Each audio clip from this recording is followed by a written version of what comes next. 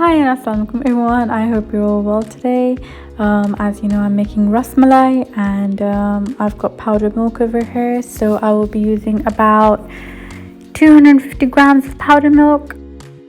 So this much milk is going to give us about 10 bowls of Ras Malai.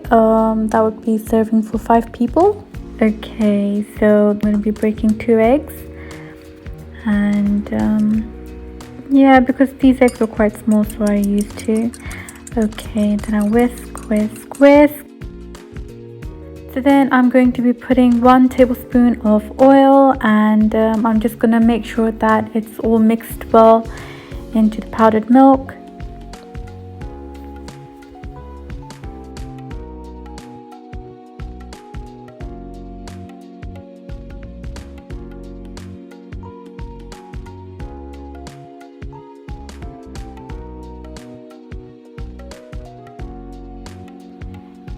Then slowly I'm going to incorporate the beaten egg into the powdered milk. I'm not going to put it all at once. I'm just going to make sure that I'm doing bit by bit. And this is just to prevent it from becoming too sticky. If, let's just say, you put too much in, then it's going to be a bit of a mess. So like this, you know, the consistency is okay. So yeah.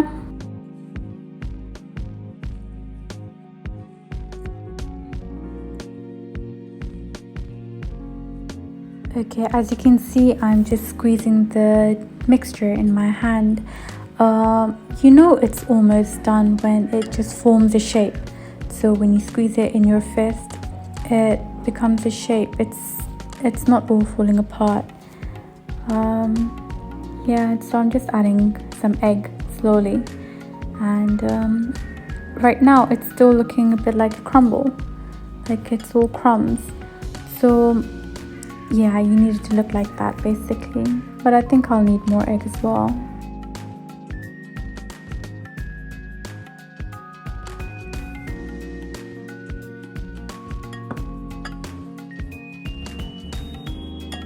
Guys, literally there's a lot of kneading that goes into this because you just want it to not have any cracks when you make the balls. Yeah, so if there are any cracks, then they will break once they go into the boiled milk, and you don't want that to happen. You want them to stay like a ball. So as you can see over here, when I press the dough down, it doesn't bounce back up, or it stays the way I press it down. And then you just make sure that your pot is on full flame, and then once it's warm, I'm going to be putting about 1.5 liters of milk. You have to put quite a lot of milk because you want the milk to reduce down almost halfway, so it's a bit thick. Then yeah, you'll see later on in the video how much I cook the milk. I just boil it. As you can see over here, I'm going to put the remaining 1/2 liter of milk, and then I'm just going to let it boil.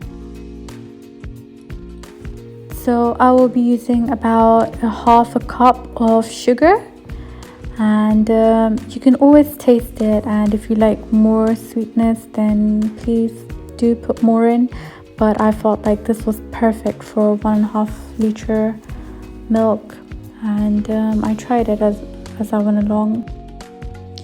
I did put some more cardamoms before, but then I thought it was just lacking a bit of taste, so I put more cardamom in, and believe me, they made a huge difference. So I'm using some almonds and pistachios. These are going to be used for the garnishing at the end. I'm not going to put them in right now because I don't want them to boil with the milk, and I don't want them to become soft, so I want them to be a bit crunchy. I realized I wasn't using enough, so I put all together about a handful at the end too. As you can see, we left our dough to rest for about 15 minutes, and now what we're going to be doing is making small balls. Do keep in mind that they're going to expand 2 to 3 times in size, so you don't want them to be that big because then they'll be raw inside. And just whilst you're making the balls, just make sure you're pressing both your hands down firmly, because you don't want there to be any major cracks, because they will split once they go into the warm milk.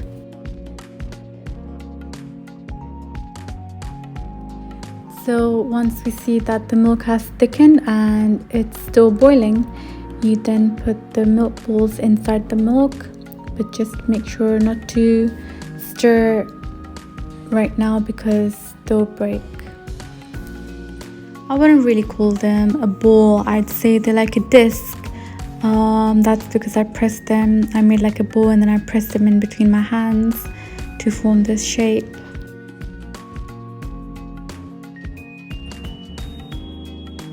Make sure that the flame is still on whilst you're putting your Ras Malai inside the milk, because as soon as you put them inside the milk, they will be cooking and they'll start expanding in size too. Guys, please don't stir harshly because they will break. Just press them down in the milk. You want them to absorb the milk and become soft and just expand in size. As you can see, before they were quite yellowish, and now they've become a bit lighter in color, and the milk is actually turning a bit, you can say, pale in color. So yeah, I tried it at this stage and it was so yummy, mashallah, very nice.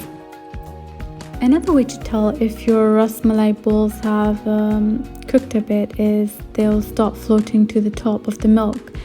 And as you remember at the beginning, when we put them in, they were all just going at the bottom of the pot, and now they've come up. They're also just moving about very easily. Now we're garnishing our Ras Malai with the chopped almonds and pistachios. At this point, I turn the flame off.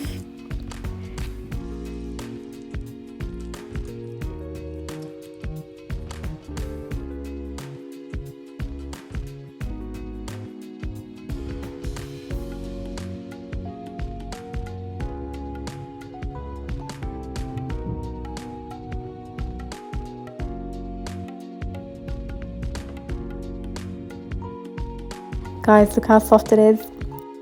So after I put the Ras Malai in the fridge, I was so tempted to try it. So I came at, I think, really late in the night, and I just sneaked into the fridge and I grabbed a bowl and I just got myself some Ras Malai. Thank you so much for watching our video, and please do follow this recipe. Do try it at home and let me know how it is. Thank you so much once again. Please like, comment, share and subscribe, and I hope you enjoy. Take care. Allah Hafiz.